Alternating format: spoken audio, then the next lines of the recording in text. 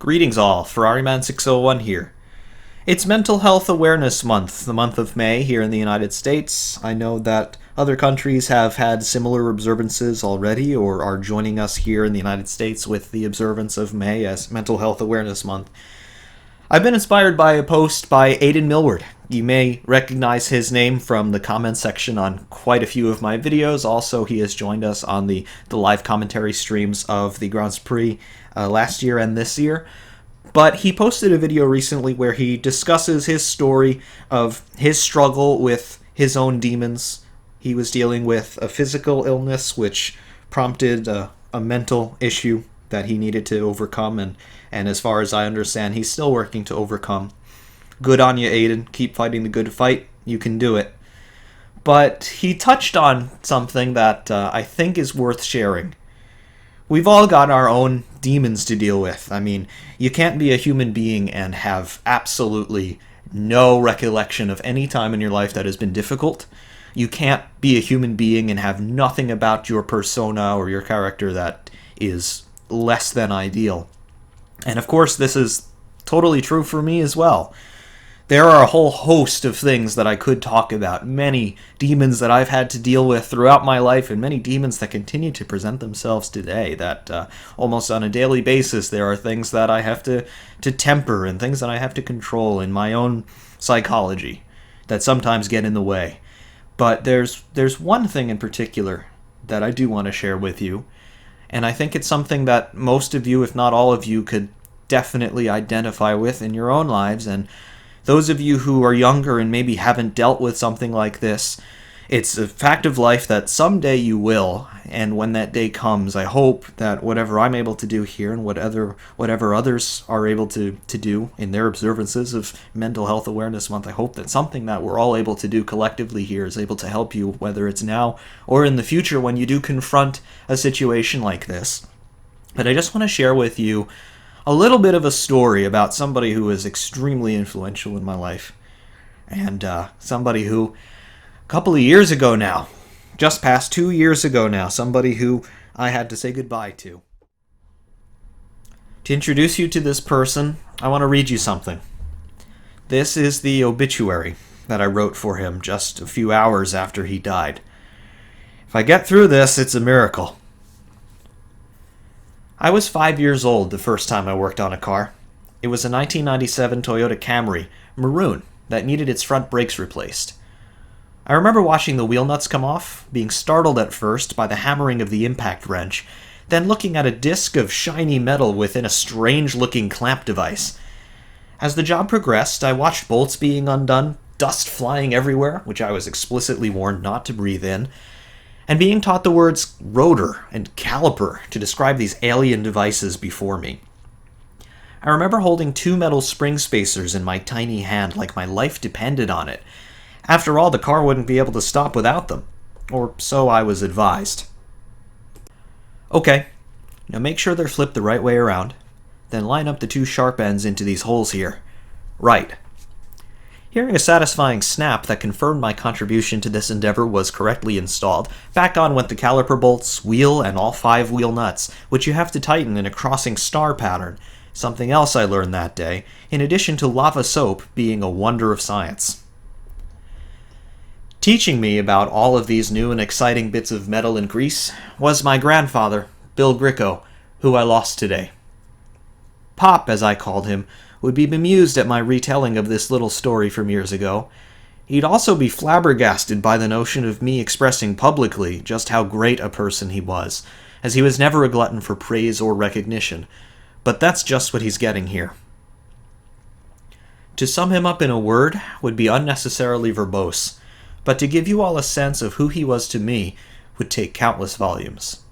He was my grandfather, 68 years old, retired telecommunications executive turned substitute teacher, married 47 years, father of 2.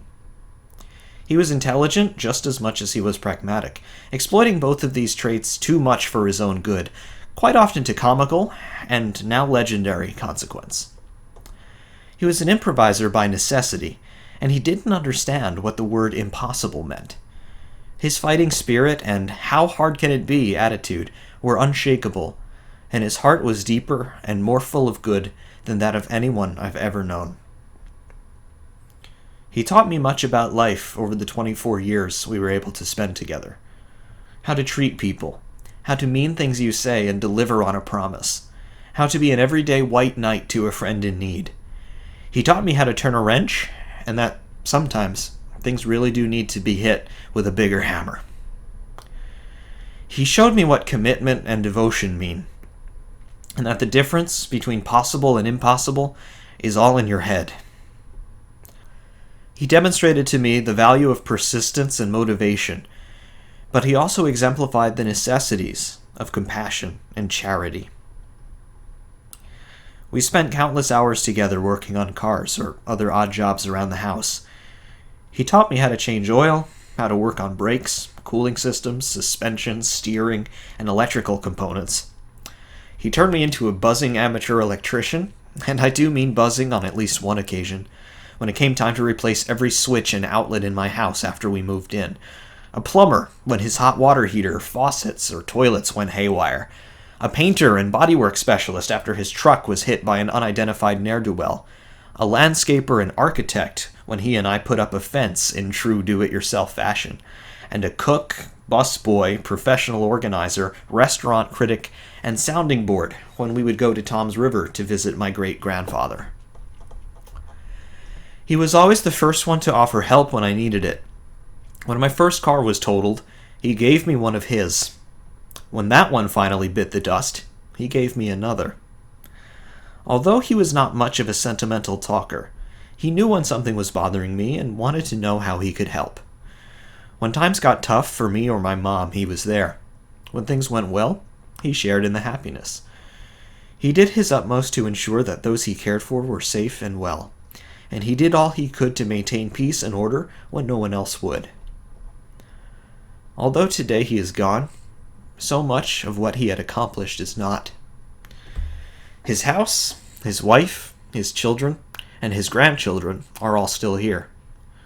We are stunned and devastated by what we were witness to today, but we also remain thankful for all that we did enjoy of our time with him. His character and personality are still very much alive in my mother and me.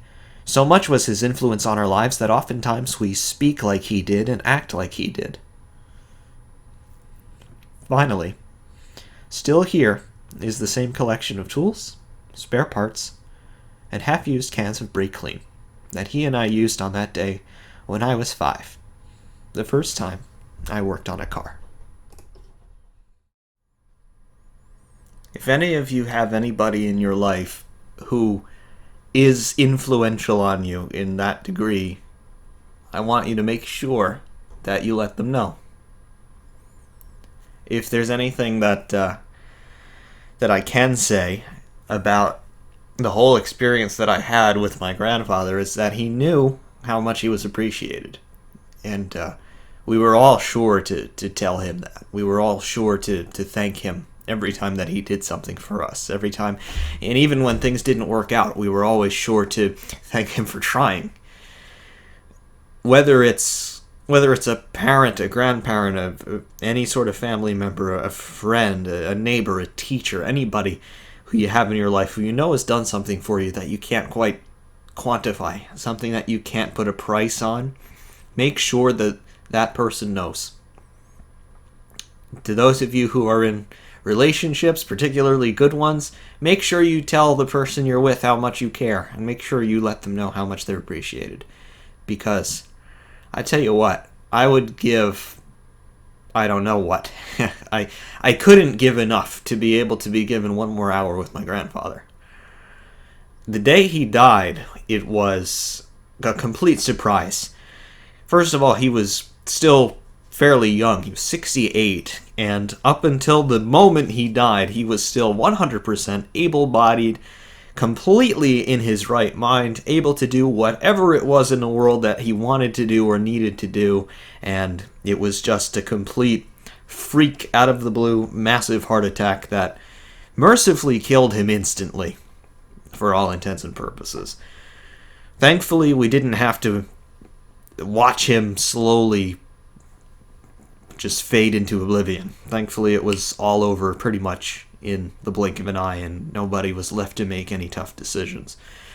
But again, if you have anybody out there who is worth making a video for posthumously, make sure that you don't wait until you have to make a video for them posthumously.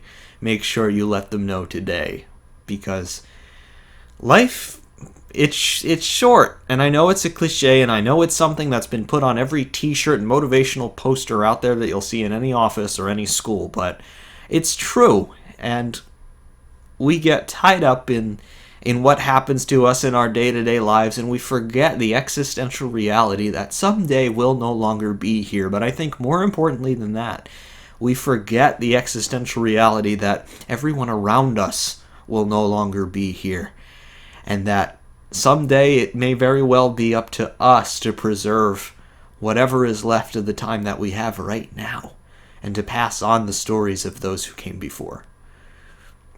So, again, if you're in that position of privilege now where you're with somebody who does mean the world to you, make sure that you take full advantage of it while you can. And if you're somebody out there who is dealing with some form of crisis, be it something on the scale of this or much higher or much lower, make sure that you let somebody else know about it too. There's a stigma still out there in our modern world that somehow if you're in trouble, if you're in pain, if you're suffering with something that people can't see, that somehow it doesn't exist, or that somehow it doesn't warrant attention, it doesn't warrant any sort of corrective action. It's a complete sham.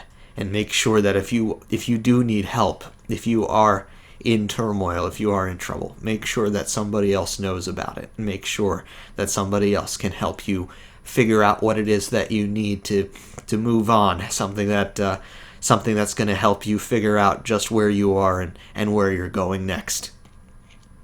Sometimes in life it's been hard for me, for all sorts of reasons that I don't have time to get into now. I could quite legitimately start a second YouTube channel just talking about things that I've had to face in my own life, and talking about stories that others have shared with me about their own lives. And I think we could all speak volumes about just how challenging it really is to live this life of a human being. But at the same time, the one thing that does maintain my faith in this world and in this life, it's to find the beauty in every single moment, even the hard ones, even the times when you think that there is no real reason to keep going, because we're faced with those questions sometimes. And it doesn't mean that something's wrong with you. It doesn't mean that you're hopeless, or that, even on the most extreme side, it doesn't mean that you want to end it all. There are just some times in life where hope seems like it's in short supply.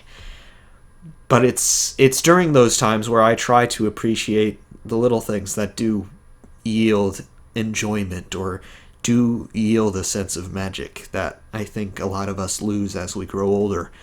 But for me, it's important to try and remember, hey, there are still things in life that do strike awe, and it's important to recognize those things and to hold on to those things. And my experience with my grandfather was one of those things. So if you're in trouble, you have some place where you don't know the way out, there is a way out, and there are people around who can help you. And whether it's something as small in scope as commenting on this video if you want to, about, hey, this thing is bugging me, what do I do next? I'm all ears. And I know that there are other people in the sim racing community that are going to be all ears. But more importantly than that, there are people in your own life, in your real life, around you every day, who are going to be all ears, who are going to be willing to hear you, and who are going to be willing to point you in the right direction if you don't know how to do that for yourself. So whatever it is that are your demons, know that you don't have to be alone in confronting them if you don't want to be. If you don't have the tools that you need to help you figure out which way is up, they're out there, and there are people out there who can help you find them. So, in observation of Mental Health Awareness Month, this is my little contribution to it, and I hope that this inspires some other people to share their stories as well, because like I said, there is still a stigma attached to mental health, and it's something that it has no right to exist, because your mental health is just as important as any other sort of physical health. If your leg was broken, would you sit there in agony and have a non-functioning leg, or would you go get it treated? If something in your brain is not quite right, don't continue to sit there in agony. Figure it out. Or go seek out somebody else who can help you figure it out, because there are resources out there, and there is no weakness, there is no shame, and there is no negative repercussion to you saying, hey, I'm in a little trouble and I need you to help me figure it out. Until next time, I thank you all very much for watching. For Ariman601 saying thanks, and we will see you soon.